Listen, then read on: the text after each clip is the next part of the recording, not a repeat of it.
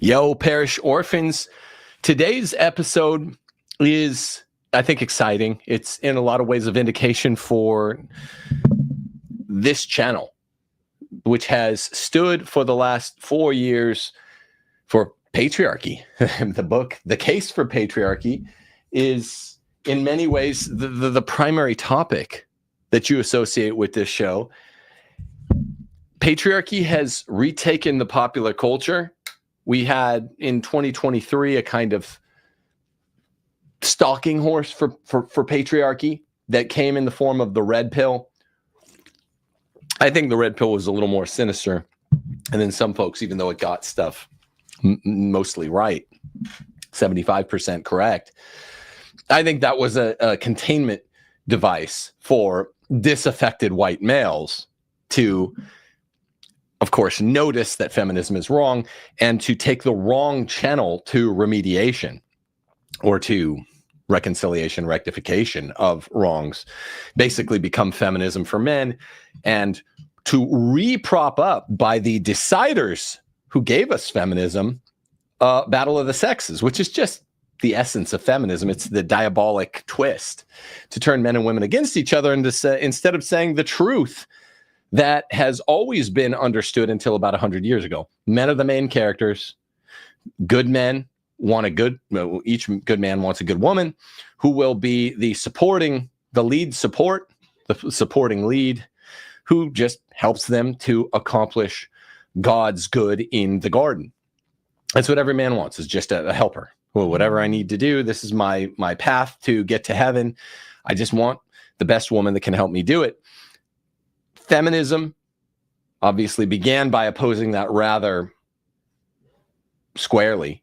And the red pill movement is just feminism for men, but it reflected in 2022 and 2023 the fact that people were noticing feminism's out of control. When I wrote this book, when I began writing this book in 2019, and I announced that I was writing it, no one had noticed. Like Matt Fradd discussed this last month. He said, when Tim Gordon came on my show and started announcing the case for patriarchy, it sounded crazy. I didn't know that was a thing. I thought you had to be a feminist.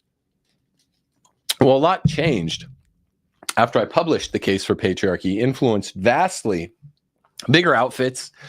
And between 2019 and 2023, this book put a lot of pavement pounding in, a lot of legwork in, a lot of knocking on doors, and a lot of conversion of hearts and minds. So that 4 years was thankless.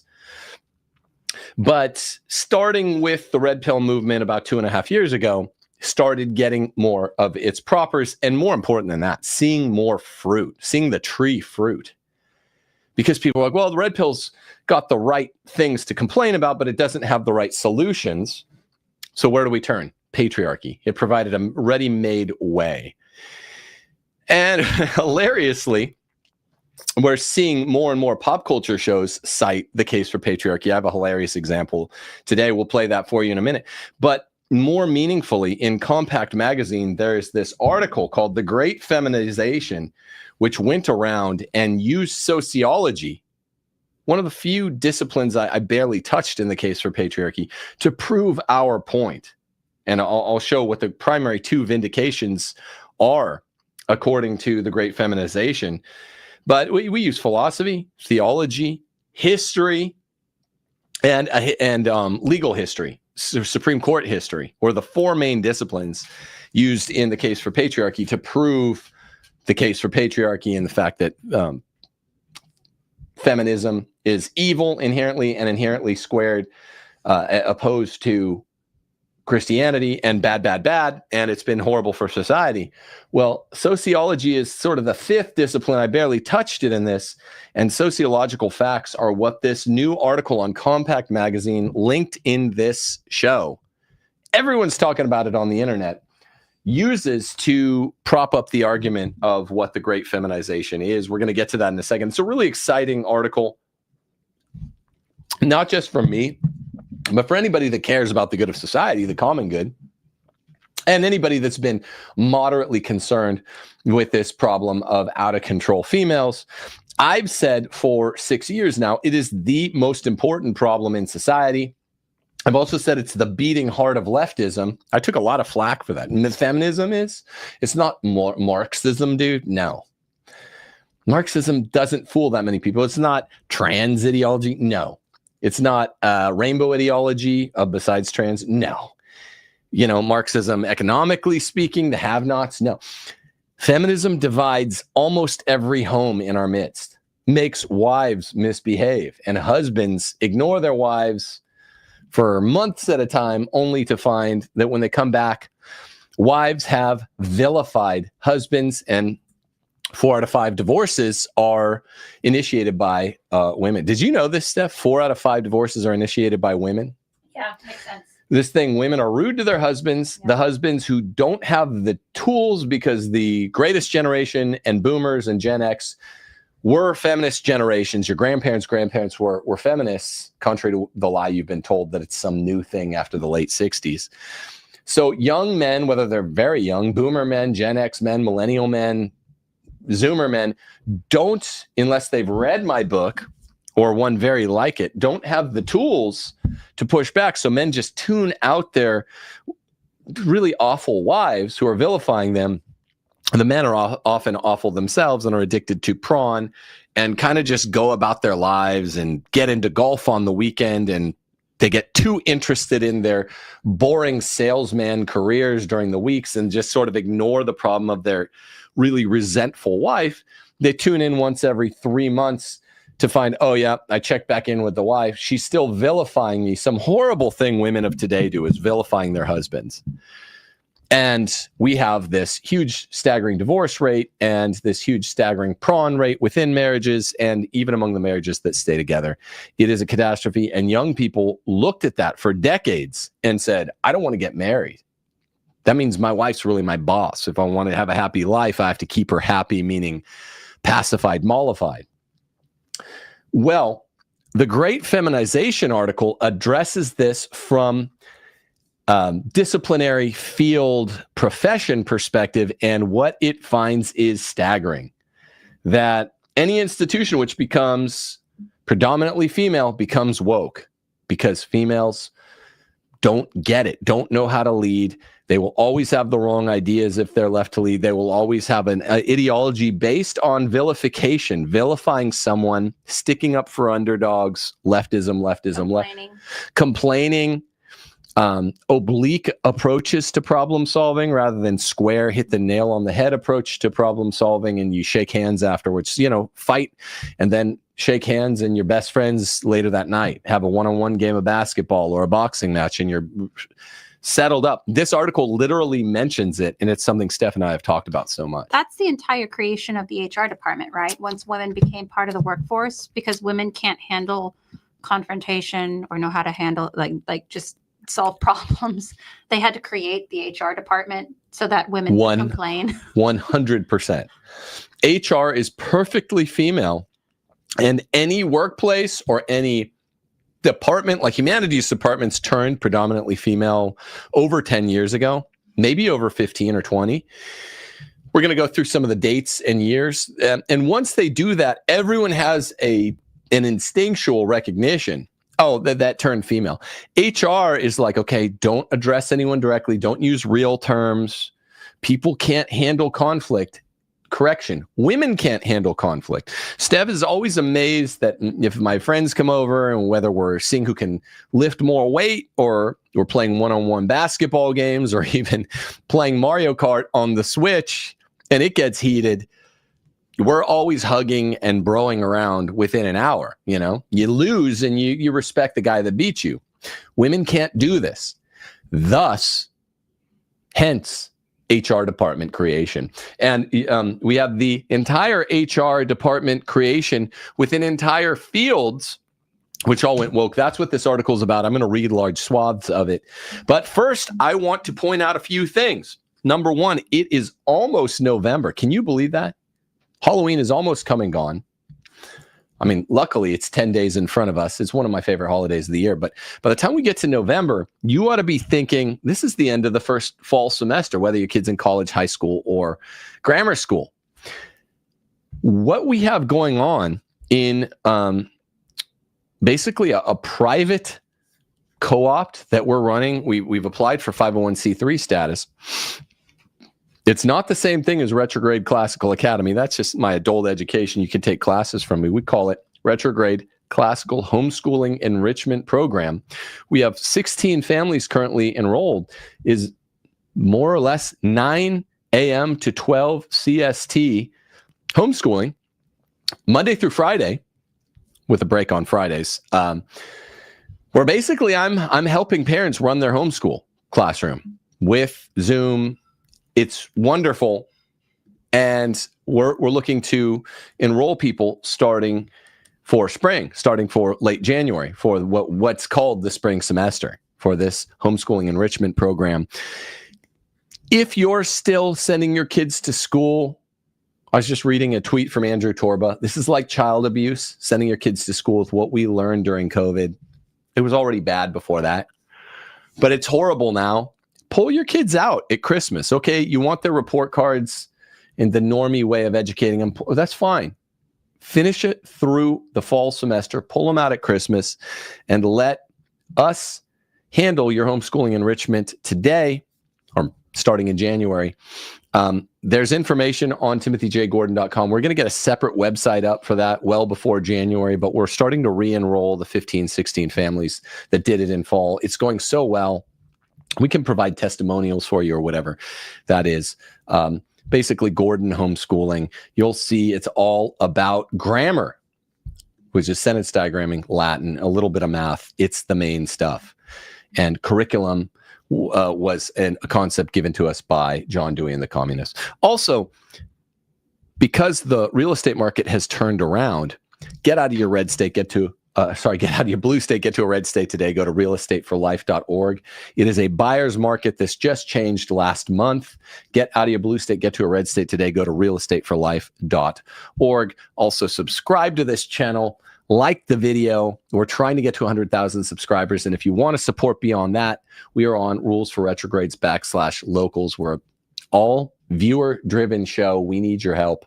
Do that at locals.com. If you want to donate to me or my family, people know my eldest daughter's story.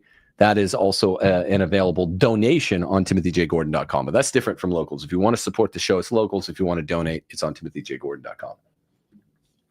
Hilarious pop culture example from a show that Seamus Coughlin comments on from time to time called Pop Culture Crisis. Now, I want to set the table for you before we get into the Great Feminization. Imagine a guy dating a vegan chick, a chick that not only is a vegetarian, but doesn't even eat animal byproducts. So a guy is dating a pink-haired freak vegan chick. He starts getting red-pilled. And I mean that term more broadly. He gets red-pilled to actual patriarchy. He doesn't just want to, score 50 notches in his bedpost. That's so stupid. That's a part of the red pill. We mock that. He wants actual patriarchy. He's starting to try to convert his girlfriend or whatever I think it's girlfriend, not wife.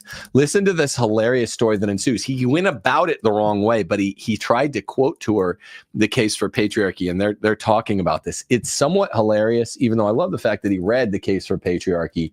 This is not the exact sequence, order of events, order of operations. If you have a vegan, crazy ass pink-haired girlfriend and you want her to have a normal human color of hair. Let's see. Peter's views got more extreme and his behavior toward her grew more controlling. Quote, he started trying to dictate what I should eat, saying that I shouldn't eat vegetables anymore. He also started telling her to dress more modestly and to dye her hair, which was pink at the time, a normal color. And in the last few months of their relationship, he began to make comments that were, as she put it, transphobic and sexist. He started to quote Jordan Peterson in conversation regularly and read books about traditional marriage and roles for women versus men. On one occasion, he tried to read a passage from the book titled The Case for Patriarchy, which resulted in an explosive argument. They broke up shortly after. She said, our relationship just started to feel very one-sided by then. Like I had to please him. It didn't matter how I was feeling anymore. That's the Tim Gordon book, I think. Is it? The Case for Patriarchy. Interesting. Well, it's That's Seamus Coughlin. I see friend her. of the show. who the girl's like, oh, is it? Okay. Well, it's hilarious. You have a vegan girlfriend who has some ugly ass color of hair. I don't know why they do this, just to make themselves extra unappealing to men. Gray or blue or pink. It's disgusting. It's the same way. It's the same attitude women have when they gain weight or really do anything. It's just a tantrum that they can do it, and it's some sort of like retarded rebellion that they think is super badass. Like, that's what I thought. Is that literally your female? That's literally what it is. It's literally like I can be ugly because I can be ugly, and F you because I can do what I want. That's because really, no one's ever looked good with childish. pink hair, right? And they know it. Yeah. Yeah, that's weird. They know it. That's weird because I thought women were super vain and narcissistic. Not what is that term where you cut off your nose to spite your face? Not like spiral of self-degeneration. That's more a man thing. But I guess women can be vain, narcissistic, and self-degenerative to cut off their nose. Yeah. The worst of all worlds if you have pink hair. So anyway, that's just a hilarious vindication of the fact that this book is popping up in pop culture everywhere. And it's I don't know, it's pretty fascinating if you ask me. I think it's genuinely interesting. So let's have a look at let's have a look at the Great Feminization. Let me see if I can get that on the screen too. Okay.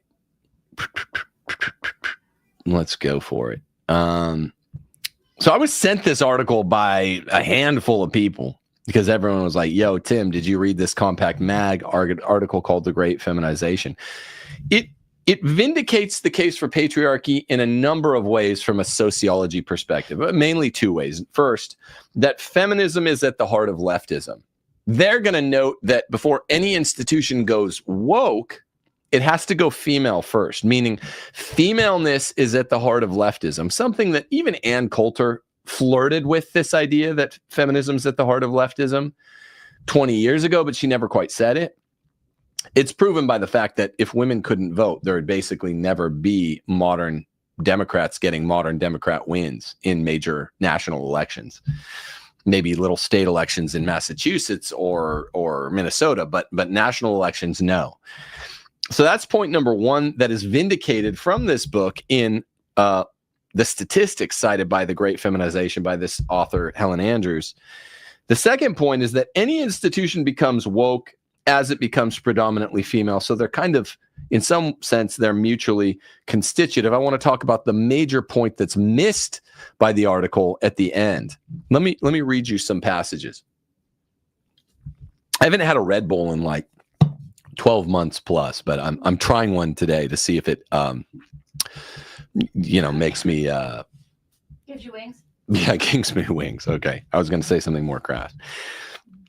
In 2019, I read an article about Larry Summers in Harvard that changed the way I looked at the world. The author, writing under the pseudonym Jay Stone, argued that the day Larry Summers resigned as president of Harvard University marked a turning point in our culture, which is funny because this is 2019. Same year I announced the case for patriarchy. The entire woke era could be extrapolated from that moment, 2019, from the details of how Summers was canceled. And most of all, who did the canceling? Women. They're going to argue that cancellation is always female, which is another point that's insinuated by the case for patriarchy. The basic facts of the Summers case were familiar to me. On January 14, 2005, at a conference on diversifying the science and engineering workforce, which means getting more girls in because girls are bad at science, hard science and engineering. They like biology because you don't have to do hard things like math. Larry Summers gave a talk that was supposed to be off the record, but his mistake was he left it on the record. In it, he said that female underrepresentation in hard sciences was partly due to different availability of aptitude at the high end. This is a nice-ish way, but still too direct for ladies who get their feelings hurt, of saying women aren't smart enough, because aptitude means smartness. Women just aren't smart enough at the high end of these things. Women can be in your AP Physics 1 class in senior year of high school, because that's not high end. But the further you go into, an undergraduate major in physics or, physical chemistry or something like that, and then you go into grad school, there just aren't girls that can hang at the high end. Girls can only hang with math, maybe Calc 1 or AP Physics 1. They can't hang at the high end. They're underrepresented because they're not available. Girls aren't available more than 1%. It's literally like a 99.1 field or 98.5, 1.5 field. They're not available. And he's just saying it's an aptitude thing. This isn't cultural constructs. This isn't that we haven't encouraged girls enough. We've over-encouraged girls to try to be smart in science and math. They can't do it. So he used the A word, aptitude. And he goes on, as well as taste differences between men and women, not attributable to socialization. Not attributable to socialization. In other words, men are naturally better at math, A, and B, they're naturally better at math because it's fun to do things you're naturally good at. And this is not just the way we've socialized them or acclimatized them. B, both of these are very politically incorrect. Both of these constitute the scab over the heart of feminism that they just can't deal with. Women just aren't good at man things like being smart or math. And they're just, women just aren't good at math. The article goes on. Some female professors in attendance were offended and sent Summers' remarks to a reporter in defiance of the off-record rule. So women are willing to break the rule to vilify someone. When they see someone who's not a villain do something they perceive as villainous, and this is the thing, this is the major problem in marriage, is women vilifying their husbands, feminism vilifying all of Western society. A woman, if a man is truly a villain, what's the mark of remediation? What's her recourse? She doesn't have to break the rules, right? If a man is truly a villain, he raped me. Okay, you have every channel at your fingertips. Go to the police, go to the courts, go to hotlines. You don't have to do anything off record. You don't have to break any rule. If a man's a real villain, it's when feminists and feminist wives and feminist biatches in the workplace want to vilify a man who's not a villain, a man who just says women aren't good at math, because they're not, and they basically can't be. Then they have to break the rule. They have to break the off-the-record rule that most tenure track departments have in the academy. So they had to break a rule to claim he was breaking a rule. The difference is he didn't break a rule, she did. It's funny, women make like an art form out of ruining everybody's lives. Like they will just go on the warpath. And that's something that you had said earlier about like when a man has a conflict with another man, there doesn't need to be like, you don't have to go for the jugular every time. You usually just handle the conflict and you get past it. Like women will never let it go. Because even listen to this one. This is, I'm coining a new phrase. Even bad men lack the Jezebel spirit. Even bad men don't have the Jezebel spirit. Even good women, when they get pissed, get the Jezebel spirit. Occasionally. It's just more occasional than most women. Even bad men lack that Jezebel ressentiment. Even good women get the Jezebel spirit when they get pissed. They get pissed and the claws come out, and all of a sudden they're trying to find a way to get back at you, and it's any way possible. Now, this is not red pill stuff, right? Red pill is Jewish and Muslim. I'm a Christian. I love and like my wife, who actually is my best friend, but I'm the one telling you, even good women, when they get mad, have the Jezebel spirit. Even good men, when they get mad, have a kind of rage danger.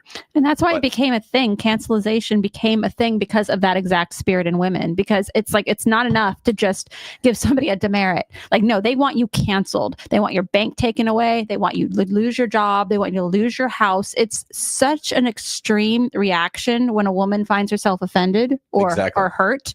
It's not just like, okay, let's address the hurt. It's like, no, let's just like raise this guy's farm to the ground and destroy his life. Right. Because women, even good women, are not juridically minded. St. Thomas says justice, retributive and distributive justice, is a male virtue, giving to each his due, meaning give proper just desserts, meaning reward, as do a lot of times women want to over reward. When a woman is high on a new guy she's dating, he does a little thing and she's all super titillated about it. And other people are like, yeah, I mean, that's normal. That's like, he's like semi-decent.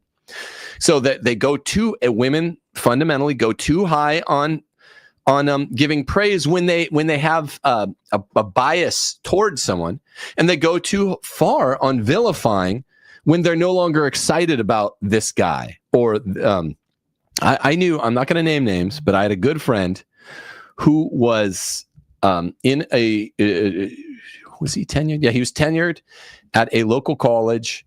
I had another friend who, a female, who knew some female professors in the same colleges, not even same department, and they just went at him. I think it was this Jewish lady professor, just would not stop going at him. He's one of the best men I've ever known. We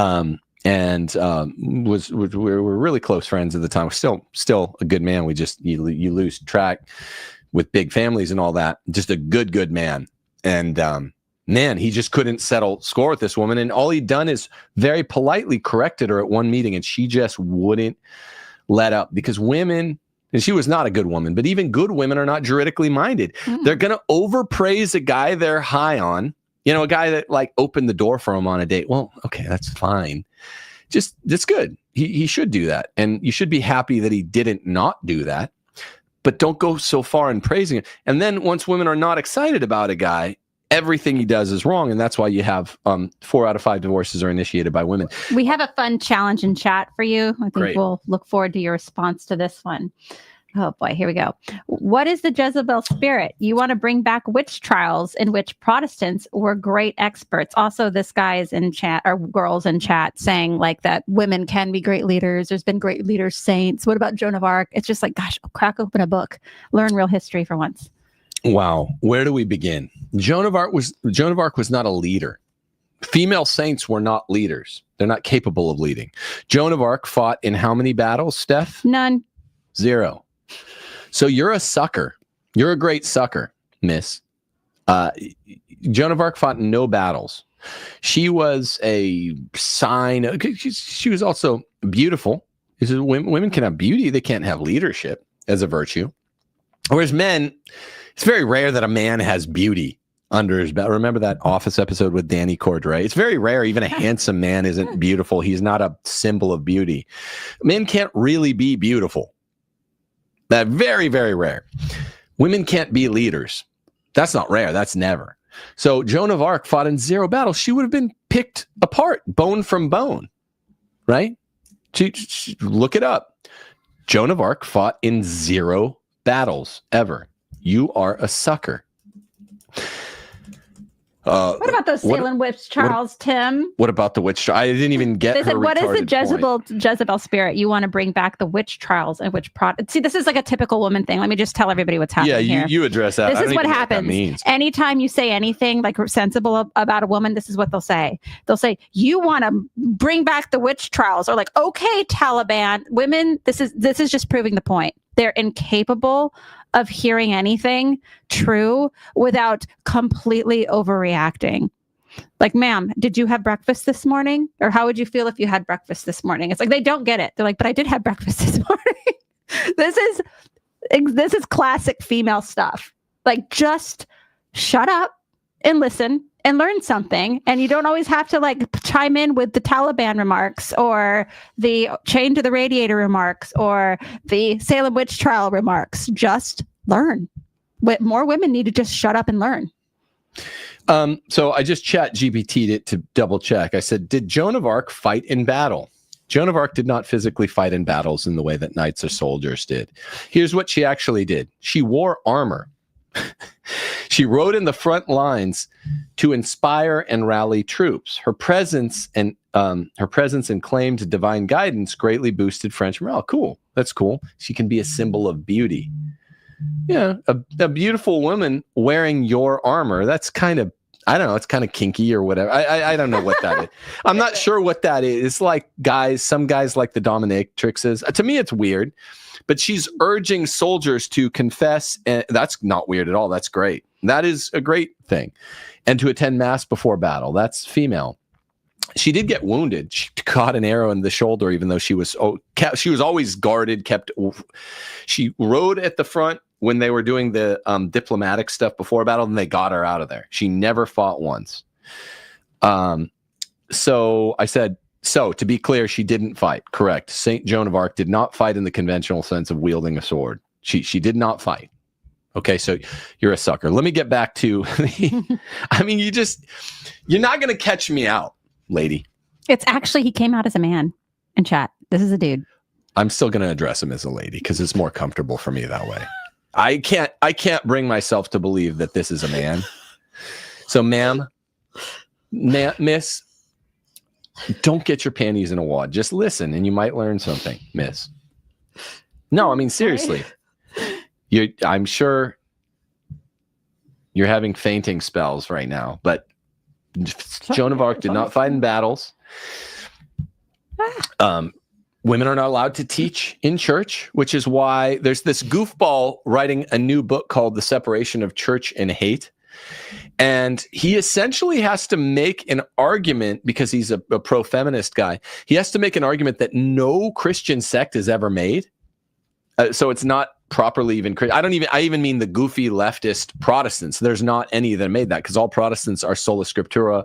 They believe in the inerrancy of Scripture.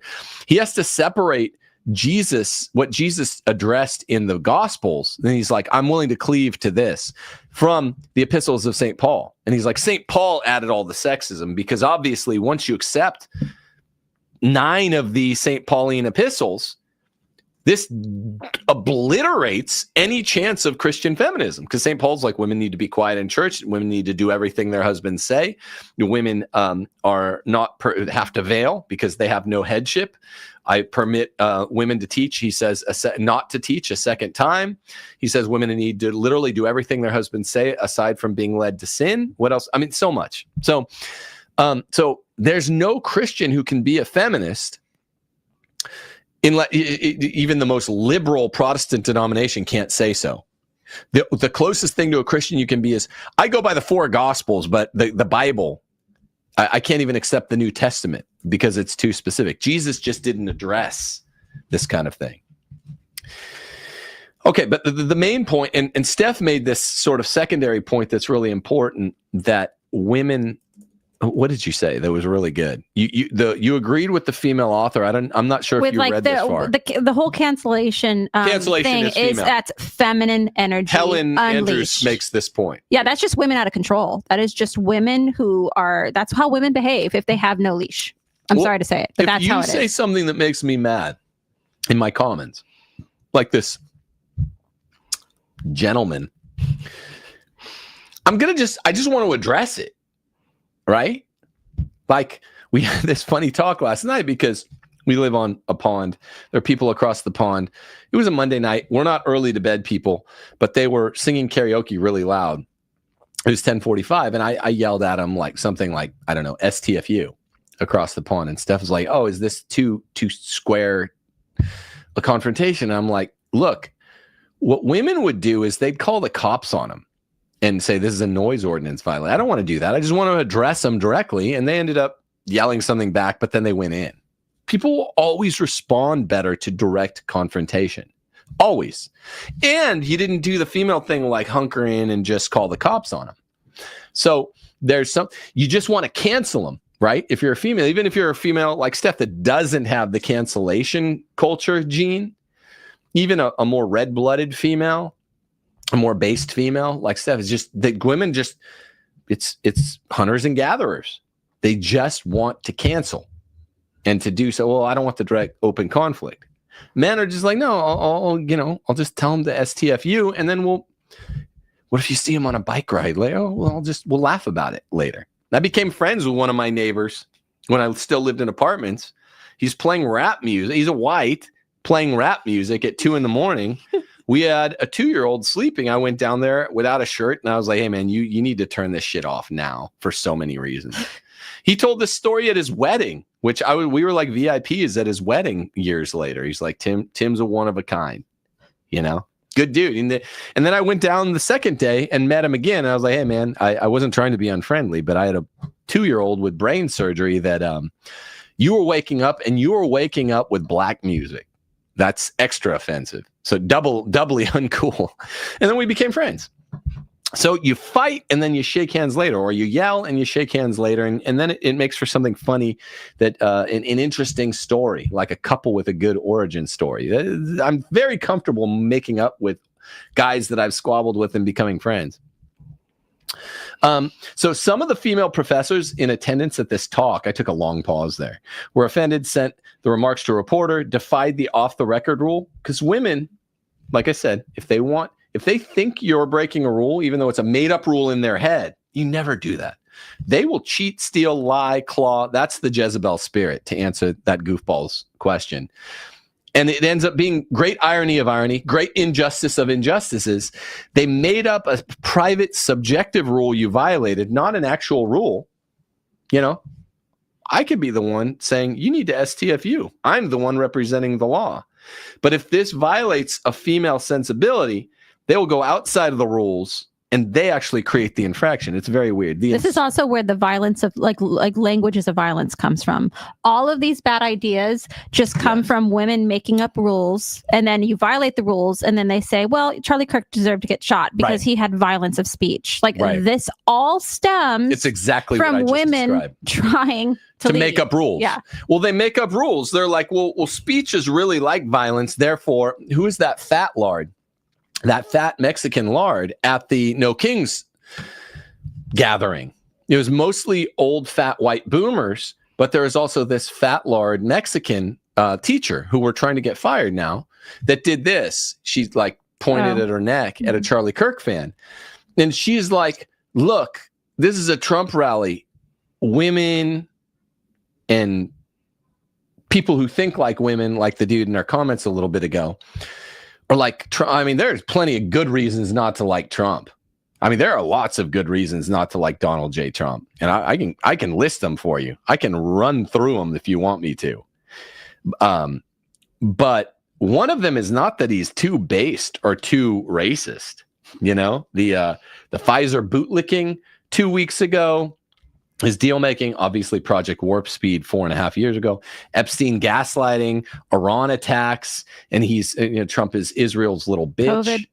COVID. The COVID stuff from 4.5 years ago, endorsements of rhinos like Lindsey Graham, him going after the only good guys in the Congress like Rand Paul and Massey. Thank you, Massey, both from Kentucky. The only two good guys in the entire Congress he hates and goes after. Letting federal tyrant judges exercise judicial supremacy, murdering foreign citizens in random Caribbean boats. I had that list ready at hand because my brother just sent that to me. Those are good reasons to dislike Trump. But see, I don't have to cheat because I have the right reasons, recto ratio, on my side for disliking President Trump. He's a sellout. He's more swamp. He's supposed to drain the swamp. Well, he is the swamp. He covered for Epstein, and you can divine why. But these fat lards, like Mexican 400-pound teachers union types, they don't like him because he's talked a big game about deporting fat illegals like her. Big fat Mexican illegals. He's talked about deporting, and he's not going to do a damn thing about, by the way. So she doesn't like him. So that would be the one thing he'd actually do right, is deporting illegal aliens. So since he talked about that, she's approaching him, critiquing him from the opposite perspective. She thinks it's okay to celebrate the death of an innocent man. That's strictly speaking, like Steph said, that is strictly speaking female. That is so female. It's so feminine. Effeminate, whatever you want to call it. Effeminate's the better term. So the ensuing scandal at Harvard led to a no confidence vote by the Harvard faculty and eventually Summers' resignation. Because women, they're not good leaders. They can't lead, but they can lead insurrections. It's not bona fide leading. If you just, and I'll even notice this. I'm surrounded by the best females on earth. I have 6 daughters. They're beautiful. But sometimes when I'm homeschooling, I'll note this. If they're like, oh, this problem's too hard, Dad, the three older girls will start going, and these are sweet girls. They're so sweet. Like, if one starts saying it, they know there's three of them and want to meet. So it's not leadership, but they can, if they see each other going, oh, can you give us an easier math problem, easier algebra problem? This is too hard. Then they'll all start chiming in. Insurrections are false leadership. And women are comfortable leading insurrections, so they can get people canceled at Harvard, very high academia, just like my friend who I was talking about, my friend Joseph, at a very, at the local college. They will lead insurrections. And this is what was the brilliance of what happened with the feminism in the household, is that men became accustomed to surrendering to women, even on a smaller scale. So when they infiltrated the workplace, it just became second nature at that point. For men, if a woman just comes into his office and she's throwing a big stink about something, for the man basically just to give her what she wants, because she's going to throw stink, she's going to make things uncomfortable and unpleasant. And they're already basically trained to do that. It's a great point. Yeah, men got trained to capitulate from home place feminism, and then women brought that into the workplace. And the men kind of capitulated by letting them out of the home into the workplace. And then in the workplace, they got HR departments. And let's track it through this article. The essay originally, this is an essay citing an essay. It says the essay argued that it wasn't just that women had canceled the president of Harvard. It was that they'd canceled him in a very feminine way. They'd made, and they're critiquing this because this article is going to make the case all cancellation is feminine. So they're critiquing this article that said that they canceled them in a feminine way. They made emotional appeals rather than logical arguments. When he started talking about innate differences in aptitude between men and women, I just couldn't breathe because this kind of bias makes me physically ill, said Nancy Hopkins, a biologist at MIT. Of course, she's a biologist. All women who want to be science broads have to be biologists because there's no math. Math is at the heart of science. Right? It's the heart of precision accuracy. Or nurses, which is not even science. You're just biatch for enforcing NHS or what is it? No, that's a stupid quote. So you're just enforcing basically the new vaccination schedule. If you're the robust new vaccination schedule of the last 20 years as a nurse, that's not even science. Summers made a public statement clarifying his remarks because men backtrack, like Steph just said. Men have been habituating capitulation. And then another, and then a third backtracking with the apology more insistent each time, never apologize. Experts chimed in to declare that everything Summers had said about sex differences was within the scientific mainstream. So they're even like, he didn't say anything wrong. Where's the lie? As they say on Twitter. These rational appeals had no effect on the mob hysteria. The cancellation was feminine, the essay argued. This particular one was because all cancellations are feminine. Cancel culture is simply what women do whenever there are enough of them in a given organization or field. Boom. That's powerful. And that is why, by the way, that it's like a lot of these women groups that like I would get invited to, Catholic women's groups. I won't attend anymore because you get a bunch of women together and they immediately start complaining about their husbands. Unless you're surrounded by a particularly faithful set of women, it's just not good for women to congregate. No, it should be illegalized. It's like have your family, have a couple of close friends, like whatever. But like when they start getting together in groups, trouble will ensue. Trouble will ensue because women are and then the women are really great at a few things, but they're super susceptible of bitterness, right? It's just, they lose momentum fast. Men are more momentum oriented because we're more project oriented. So we're like, look, things are generally good. Women lose momentum fast and they get bitter fast. And if they're around 3 or 4 other females that are getting a little bit bitter, they're like, yeah, that's right. Yeah, we have to take down the men, even though, oh yeah, we don't know how and we have no clue how to do anything involved in a real takedown. They need other men to enforce taking down the men. Right. This is the Great Feminization thesis, the article says, which the same author later elaborated upon at book length. Everything you think of as wokeness is simply an epiphenomenon of demographic feminization. That's a great point here. That is the best point.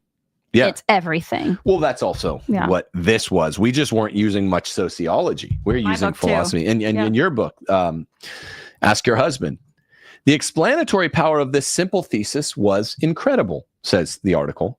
It really did unlock the secrets of the era we are living in. This is what I say. The secrets of this era, Alfred North Whitehead quote, you judge an era not by its suppositions, but by its presuppositions, which are all feminists in our era. Wokeness is not a new ideology. It's not an outgrowth of Marxism. That's what boomers say. Boomers, the first really openly feminist generation, but they were feminist in World War II. It's not Marxism. It's not a result of post-Obama disillusionment. No, it is simply feminine patterns of behavior applied to institutions where women were few in number until recently. How did I not see it before? The author opines.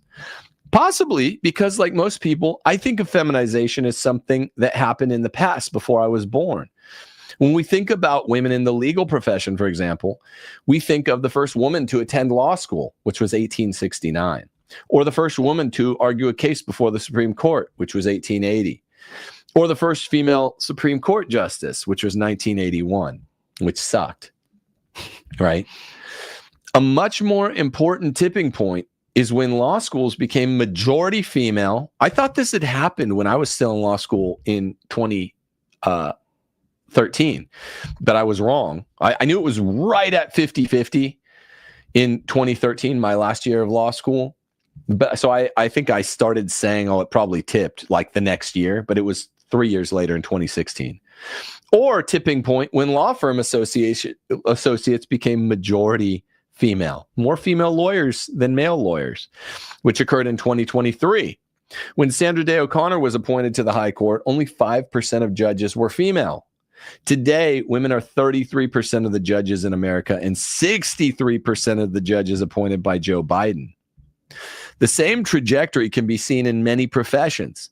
A pioneering generation of women in the 1960s and 70s, increasing female representation through the 1980s and 90s, and gender parity finally arriving, at least in the younger cohorts, in the 2010s or 20s.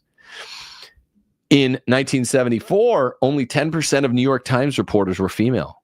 The New York Times staff became majority female in 2018, and today the female share is 55%. It's everything.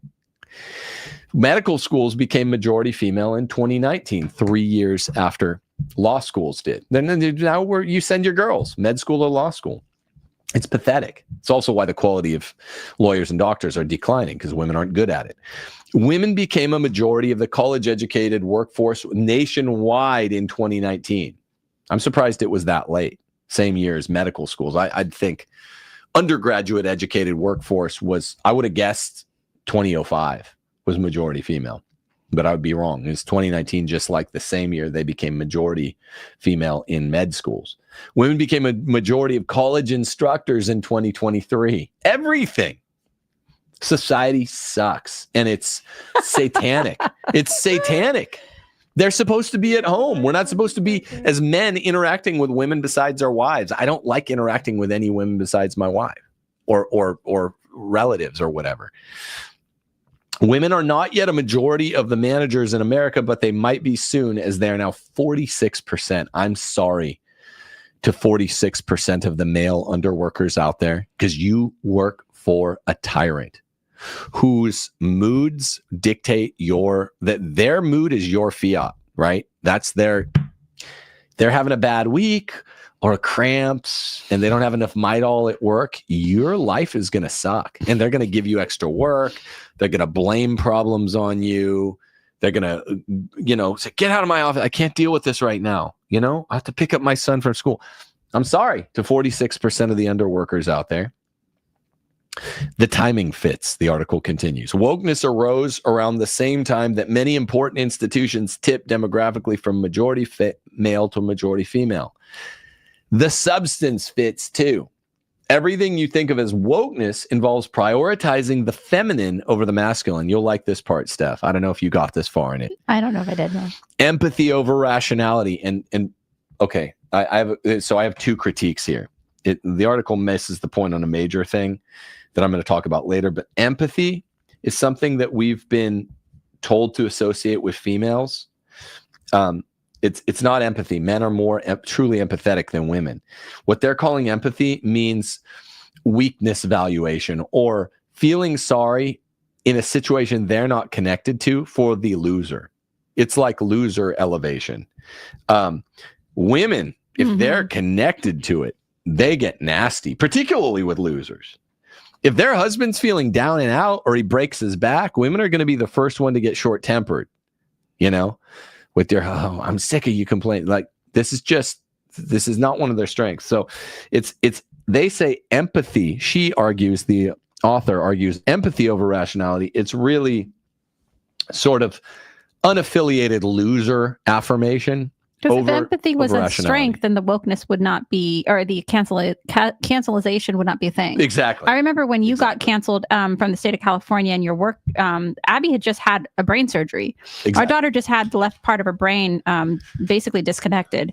And none of the women had any problem at all because of you making fun of BLM for going for your job and your health insurance. Right. Empathy is not something that is associated. Less than 2 months before I was fired, on June 3rd, 2020, Abby had major hemispherectomy type brain surgery on April 6th, 2020, a month and 27 days earlier. And I was getting prayed for on the school intercom every morning or whatever it was. And maybe that was, I was being prayed for by the school. I was in the bulletin, stuff like that. Women are not empathetic. When they're not connected to a situation, they just will stick up for the loser, assuming the loser is the better, which is why almost every woman, not even just leftists, will stick up for gays in the 90s and early 2000s because they're like, oh, everyone's mean to them. They'll just assume because someone's in a loserish situation or gross or an underling that they're good guys. Men know that underlings are often underlings because they're wicked. And women don't understand that. So it's not empathy over rationality, in my view. I'd say it is a sort of dissimulation over rationality. Safety over risk, that's a big one for women. If women don't feel safe, they will turn on you. And that's something we do have to caution even husbands. But they also will pretend that they don't feel safe. They'll use that. Women use that really easily. They'll say that they feel unsafe, and then everyone's supposed to bend a knee to that. Right. Women abuse that. It's very important to them, in other words, truly important to them. And they will lie that they think it's so important universally, safety, that they can weaponize feelings of unsafety to make it like you're some sort of raper. So they'll always value, let's call it dissimulation over rationality, safety over risk, and cohesion over competition, right? Always we need to unify. Just go to Aunt so-and-so's gay kid's wedding, even though we're all Catholic, because of family unity. No, that's not real unity. I'm not going to that. That's a big thing in Catholicism. You get the matriarchs of a family. Yeah, that's a big thing with women. You get the matriarchs in a family throwing a fit because you can't attend a certain wedding, a family member's wedding. And what do they always say? They always say, unity. Oh, that's unkind. That's just stupid And crap. Again, it's not real cohesion over competition. It's ostensible girl homath cohesion over same thing is not real empathy. It's homath empathy over rationality. Women will often do the unsafe thing thinking it's more safe because it appears to be risk averse. No, it's homath safety over risk, homath cohesion over competition. Back to the article. Other writers who have proposed their own versions of the Great Feminization thesis, I would have loved to have gotten a mention here, such as Noah Carl or Bo Weingard and Corey Clark, who looked at feminization's effect on academia. These are all sociologists, by the way. Offer survey data showing sex differences in political values. They don't know my work because I'm a philosopher, published a book of anthropology and philosophy on this. One survey, for example, found that 71% of men said protecting free speech was more important than preserving a cohesive society. And 59% of women said the opposite. Shouldn't be surprised. The most relevant differences are not about individuals, but about, you guessed it, groups, because women love to talk about genera, genuses. In my experience, individuals are unique and you come across outliers who defy stereotypes every day, but groups of men and women display consistent differences. Now, this is a woman writing this article, and she sort of gets it. which is what makes it interesting, which makes sense if you think about it statistically, right? This is the law of averages. So she's about to explain to women out there who don't get numbers what the law of average is qualitatively. It's a quantitative principle, but she's going to qualify it using qualifying characteristics. It's so funny that she does this. Like women who like I'm looking through the looking glass, like know what she's doing here. Because another thing women are terrible at is that you'll say water is wet, and they'll say, well, not all water is wet. Yeah. Yeah. And she's just doing the not all water is wet for women, because that's what women do. You'll say something and they'll be like, women can't be leaders. Not all women are. She's guarding against it. Yeah, she's guarding against it because she knows. She's guarding it because we're always just saying, look, law of averages. Right. The more members in a set, the less likely it is, the more impossible it becomes for the exception to show up. Because women have a very hard time. So if you pull a with random man from society and a random woman, one out of the bunch, it's not that unusual that you might get a taller woman than a man. But if you pull 10 men from society and pull 10 women, it's very unlikely that the average female height will be higher than the average male height in those 10. If you pull 100, it's impossible. It'll never happen. 1,000, it'll never, ever happen. So that's just called the law of averages. Because women have a really hard time with sweeping language. Women have a really hard time with math, which is both substance and procedure in this article. She says, a random woman might be taller than a random man, but a group of 10 random women is very unlikely to have an average height greater than that of a group of 10 men. So it's funny. Women are like, oh, okay. It's like, this is very basic. I knew this when I was in the first grade. The larger the group of people, the more likely it is to conform to statistical averages. This is called the law of averages. I understood this in Mrs. Rosen's class in first grade. Female group dynamics favor consensus and cooperation. Men order each other around, but women can only suggest and persuade, which is funny because we are even experiencing this the way we were kind of running the matchmaking. I'm like, just make a rule. And my cousin Joe was like, well, maybe I'll suggest to them they follow this. I'm like, no, let's just tell them you're kicked out if you violate this rule. Any criticism or negative sentiment, if it absolutely must be expressed, needs to be buried in layers of compliments with women. You can't just be like, look, you did this bad. Can you do it better? The outcome of a discussion is less important than the fact that a discussion was held and everyone participated in it. This is so true. The most important sex difference in group dynamics is attitude to conflict. In short, men wage conflict openly while women covertly undermine or ostracize their enemies. That is so true. God bless this woman. Yeah. I'm tired of being the only one saying this stuff. Yeah, it's good. This is good. Listen to this. Bari Weiss, in her letter of resignation from the NYT, described how colleagues referred to her in internal Slack messages as a racist, a Nazi, and a bigot. And this is the most feminine part.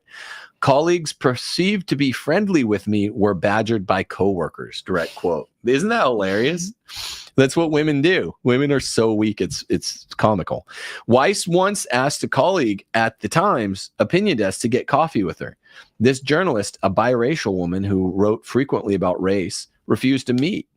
This was a failure to meet the standards of basic professionalism, obviously. It was also very feminine.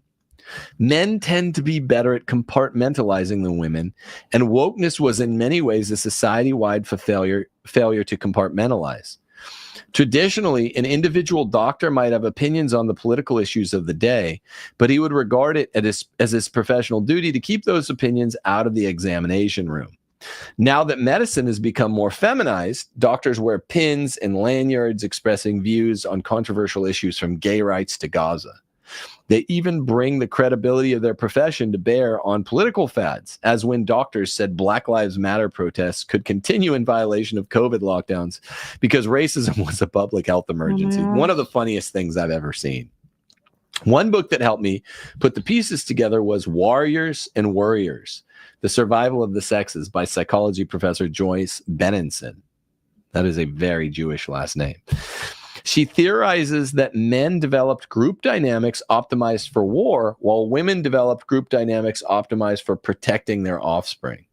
These habits formed in the mists of prehistory. Now, here's my big critique. She borrows this evolutionary biology and evolutionary psychology from Benenson. It's just, I don't care what you think of evolution. I'm not even saying I'm necessarily against it. I'm just saying, well, we evolved this way because God made men and women this way. So it's probably how he made us more than evolution. He made us totally different. God, male and female, he made them. Yeah. The myths of prehistory is a hilarious expression. Explain why experimenters in a modern psychology lab in a study that Benenson cites observed that a group of men given a task will jockey for talking time and disagree loudly. And then afterwards, cheerfully relay a solution to the experimenter, right? And they're like, oh, whatever, we worked it out. A group of women given the same task will politely inquire about one another's personal backgrounds and relationships, accompanied by much eye contact, smiling, and turn-taking, and then pay little attention to the task that the experimenter presented. Women are bad at these things. Oh, this is so true. Like, there's been so many times I was in a women's group in college, or, like when I was working as a vet tech, and we'd have to get together and figure something out. And it's so true. A lot of people thought I was mean, like growing up, because I would be the one that, not that I'm, trying to say I'm a super badass or anything, but like my mind works more, like, I guess, unfemininely this way. But like, your bottom line. I'm very bottom line. And so a lot of girls did not like me because I would just kind of get to the point where I'm like, well, what are we trying to accomplish here? I'm not interested in talking about boyfriends or anything like that. So I'm trying to get like which is how you are when you try to join a woman's group. You're kind of like, hey, our kids can run around and play. Can we talk about, culture or politics or just something fun or make jokes? Women are like, no, I want to talk about, what time we bottle feed or whatever. I don't know what they talk about. And to be fair, you get bored and, it's but to be fair, that makes me kind of a bad female, right? So it's like, because my mind kind of moves a little bit more masculine that way. So it's like, to be fair, like, women are not men. And this is what we're critiquing here, is that when women, like, whenever they tend to be a little bit more masculine in certain ways, it's a defect. So I would even say that this is a defect in me, that I'm not in women's groups, and I'm not like... That's a complex one, actually. Yeah, because we're talking about a natural defect in women, and you lack some of those natural defects. Not all of it. Not all. We were talking about last night. Like, oh, what if we see them? I was like, well, then they can thank me that I didn't call the cops on their ass. But seriously, you do lack that. You really are. You would be I didn't go to school with you in high school. I met you right before you graduated. But in a group work, you'd be like, come on, guys. Like, not even in a nursemaid way. You wouldn't be telling people to shut up. You'd just be trying to bring the conversation back to like, can we get this done? Yeah. I don't want to hear about your boyfriend. That is more just like, dude, I want to go home. The article continues. The point of war is to settle disputes between two tribes, but it works only if peace is restored after the dispute is settled. This is what men do. It's like, dude, I want to argue and then go have fun with whoever I argued with 1 minute after it's resolved, and I want it to be as quick as possible. And I'm really good at this. Like, I will not bring anything over. We have to figure out who wins. And then be done with it. Men, therefore, developed methods for reconciling, and Steph was always remarking at how neat this was. Men, therefore, developed methods for reconciling with opponents and learning to live in peace with people they were fighting yesterday. Isn't that what you always talk about? I've seen you get into fist fights with people that you ended up like becoming friends with. There's something remarkable about men that, and I see this a lot of times on podcasts where I'll see like a man going, like two men will just be like arguing it out, just really like you and Jay Dyer or whatever. And it's like, it's the next morning at breakfast. And then you have breakfast. 4 hours of laughs. Women cannot handle that. Like if you have a conflict with somebody, it's like, it's done. Like it's done. Like if it's like a workplace relationship and a woman gets into a fight with somebody, she will hate that person for the rest of her life till the day she dies. Which is why another reason women don't belong in the workplace. You got to be able to be like, no, dude, your ideas are stupid. Let me show you why. And you crush someone's ideas, maybe in front of your department, 10 or 12 other people. It's kind of embarrassing for them. But that dude has to be like, my ideas sucked. And I shouldn't blame this guy forever. Remember that scene in Big? Where, what's his name? The dad from Home Alone really hates Josh Baskin because Josh keeps having good ideas and proving how bad his ideas are. That's very female. That's very feminine. Like, if my ideas are bad, just tell me. I'll fight you at first. And I might have some private bias from my own ideas. But once I see my ideas sucked, I'll be like, no, you're right. You're right. You're right. My friend AJ Barker told me, and I kind of already knew it, that I go to bed late because I have an unresolved death fear. Mm-hmm. And I didn't even fight him that hard. I was like, you're right. But it kind of annoyed me when he said it. But I was like, that's right. And I think I already knew that. If you hate going, I'm never going to be an early to bed guy because I think that's boring. But if you're not like a moderate bedtime guy, if you always are pushing for another hour, this is just always me. I'll be this way. My brothers are both this way. It's an unresolved death fear. Now, almost always in every case. And I know that's the case. So I was kind of annoyed or resistant, but I was like, no, you're right. You're right. And once I'm hip to it, it's like, no, you're right. Good call. I should go to bed a little earlier. And I do try to get myself to bed, it's 11:30 midnight, and sometimes I run over that, but whatever. So women's conflicts were traditionally females, even in primate species, are slower to reconcile than males. Isn't that funny? Even in lower primates. That is because women's conflicts were traditionally within the tribe over scarce resources. This is very Evo Psych, Evo Bio. But it's kind of useful here. To be resolved not by open conflict, but by covert competition with rivals with no clear terminus. What this means is, like, women sort of within the tribe will sort of, they'll sort of smile at each other. Then they'll go talk to the elder or the elder woman or the elder male and just be like, this woman's evil. Don't let her have extra jars of milk for her baby. And then they're kind of still smiling. And this is covert and this is less honorable. So it's creating worse infractions. Don't tell them to be quiet. Just call the cops on them. That's more offensive. So that literally is like a bigger deal. Whereas if you're just like, look, I want more milk for my baby. And then the man's like, no, I want more milk for my baby. Let's arm wrestle. You'll be pissed if you lose, but then you respect later. Like, well, he had a stronger arm than me. So his baby gets an extra milk jug or whatever women do. So men's conflicts are typically extra tribal. Women's are typically intra-tribal, according to the Evo Psych.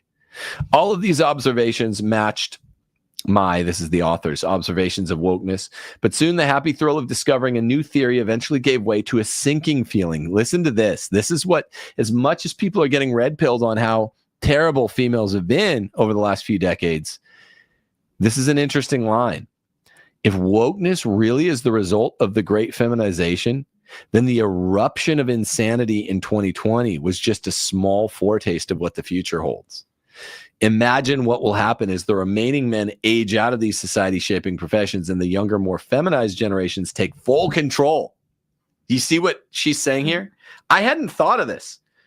I thought we're turning stuff around 2020, 2022. But she's saying, well, if her thesis is correct, that the Great Feminization is like just some sort of linear correlation, the more females there are in a given field, the more woke it'll get, then we're only at the beginning of this.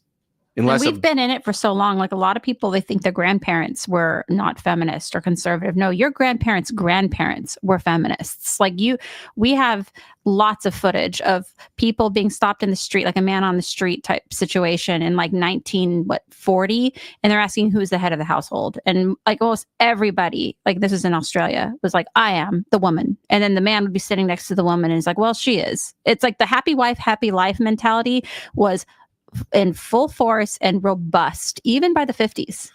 Of course. Well, that's what it means that we had a first wave of feminism in the late 1840s. That was real feminism. So the threat posed by wokeness can be large or small depending on the industry. It's sad that English departments are all feminized now, but most people's daily lives are unaffected by English departments in college being mostly female. Other fields matter more, much more. Read much more. You might not be a journalist, but you live in a country where what gets written in the New York Times determines what's publicly accepted as the truth, what we call sort of new liberal consensus of the truth. If the Times becomes a place where in-group consensus can suppress unpopular facts more so than it already does, that affects every citizen. Now listen to this. The field that frightens me, Helen, the most is the law. All of us depend on a functioning legal system, and to be blunt, the rule of law will not survive the legal profession becoming majority female. I think this is so true, and I watched it in my law school. So many future lawyers. The rule of law is not just about writing rules down. It means following them even when they yield an outcome that tugs at your heartstrings or runs contrary to your gut sense of which party is more sympathetic. That's what Oliver Wendell Holmes called, or was it Justice Brandeis called, legal realism or the smell test. You got to enforce a law, like Justice Scalia always said, even if it goes against what you like. Yeah, no, it's just but like that's what makes women okay. Like so, like just to speak on behalf for women here, that's what makes women great in their sphere, right? So in the home place, like the reason all of us love the motherly figure is because like your mom will stand up for you, not necessarily against the father, obviously not, but like I'm talking about like she's on your side. You know, your mom she thinks you're number one. You know, you smell bad that day, she thinks you smell great. So this like feature in women, this is a feminine feature that has its proper place in the context of the home. Yeah. Now, when they try to go into the workplace or when they're voting or when they're trying to influence politics and that sort of thing, anything outside the home, they bring that into the world. And then like everybody smells good when they don't, and bad guys are good guys and that sort of thing. And that, you know, like I said, that has a proper place. That's a feminine thing to look after people and to try to nurture the lowest among us, but that has no place in leadership. Yeah, it has a place in the family. It doesn't have a place in the rest of society, or not nearly as much of a place. That's a great point. That's a great point. It's another reminder of domain appropriateness. So I read you about half the article. Mm-hmm. So I think you should finish this one. There's a good conclusion to it, just bringing home the point that the Great Feminization is entirely unprecedented. Other civilizations have given women the vote, granted them property rights, let them inherit thrones of empires, but no civilization in human history has ever experimented with letting women control all the vital institutions of society. And so even though there's healthy pushback, and I've felt optimistic lately because people are saying, whoa, Tim was right. That's hard to not cede to flattery. If her thesis of the Great Feminization is correct, the sociological thesis, then the more that these boomers that we want out of the academy, that we want out of all these cush jobs, the more they retire, they're still mostly male. Those jobs are going to go to female, and it's going to get, the wokeness will get worse. All these sinecures in the academy and government, you know, cushy jobs, they're all going to start going female, and this problem is going to get worse if the Great Feminization thesis is correct, which it seems to be by correlation. So read this finish this article. There's other stuff that's a lot of particulars for the legal profession already being one of the leading feminized fields. There's some really interesting points that I didn't get to, but I just want to say I love being vindicated on cancellation always being female, on feminism being at the heart of leftism, on the fact that any institution that's woke had to become predominantly female first. My main critique was, you know, a few points of her terminology, and also the interpolation of evolutionary biology and evolutionary psychology rather than, you know, the assumption that men and women are just different because God made us that way and the Bible said so. And I'm not even weighing in on evolution, but aside from that, it's a really, really well done work and worth a read, worth your time, even though I read you the first half, to read the second half. It's really great, I think, and very vindicating for us. So we like it. That'll do it here. I think I've said everything I can on the article. I'm always willing to do the after show. Most shows I do an after show for locals. I don't know exactly what else I could do for you guys. If you had an idea, let me know. But other than that, I don't have a good idea for extra show. We'll be back later this week. I'm waiting for Candace Owens to drop some promised new evidence on the double crossing of Charlie Kirk. She's promised on Twitter to have some. And I've been sort of enjoying covering that. It's a little bit out of my norm, topically, but I've been enjoying covering that. So if she comes back, she's taking a vacation, and when she comes back, she's promised to drop a few things. If she does drop them, then I might debrief on that. Expect that maybe Thursday or Friday or something. Otherwise, God bless you all. Deus Volt. And we'll talk to you real soon. Deus Volt.